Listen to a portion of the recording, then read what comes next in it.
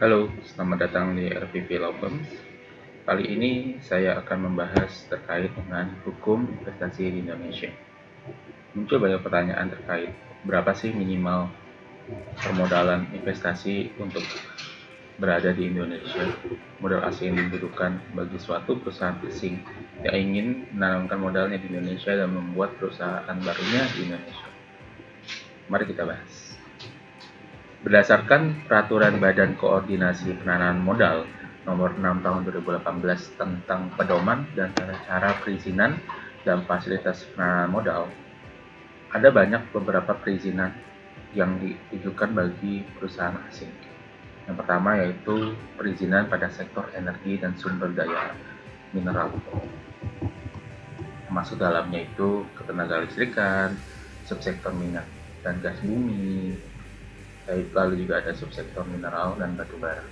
Jadi dalam hal ini yaitu sektor energi dibutuhkan masih dalam Indonesia.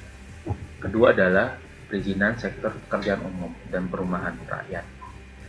Ya, kita tahu banyak proyek-proyek besar yang akan dijalankan oleh Indonesia dan tentunya membutuhkan banyak investasi, baik itu dari dalam negeri maupun dari luar negeri. Yang ketiga yaitu fasilitas kepabeanan dan perpajakan. Ya, contohnya adalah pemberian fasilitas importasi mesin. Yang keempat adalah perizinan bidang penanaman modal. Ya, salah satunya adalah izin kantor perwakilan perusahaan asing. Seperti kita tahu, YouTube juga ada kantornya di Indonesia dan sebagainya. Lalu berapa sih nilai investasi dan permodalan yang dibutuhkan untuk berinvestasi di Indonesia? Investasi dibagi dua, penanaman modal dalam negeri maupun penanaman modal luar negeri atau penanaman modal asing.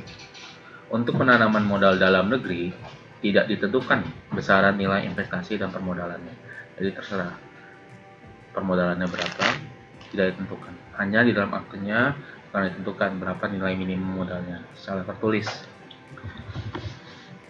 Lalu untuk penanaman modal asing, ini ada beberapa ketentuan pembagian yang intinya adalah penanaman modal ditentukan bagi perusahaan PMA yang dikualifikasikan sebagai usaha yang besar berdasarkan Per BKPM nomor 6 tahun 2018 ini, yaitu perusahaan yang pertama memiliki kekayaan bersih 10 miliar rupiah, tidak termasuk tanah dan bangunan di Indonesia.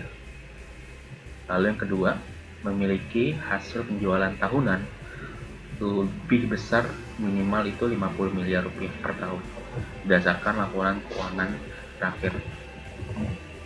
Itu adalah nilai investasi yang diperlukan bagi perusahaan yang terkualifikasi sebagai perusahaan PMA yang besar, kecuali ditentukan lain oleh undang-undang, hingga nanti akan banyak izin-izin dan peraturan-peraturan turunan di bawahnya. Demikian sekilas tentang PMA. Terima kasih, sampai jumpa.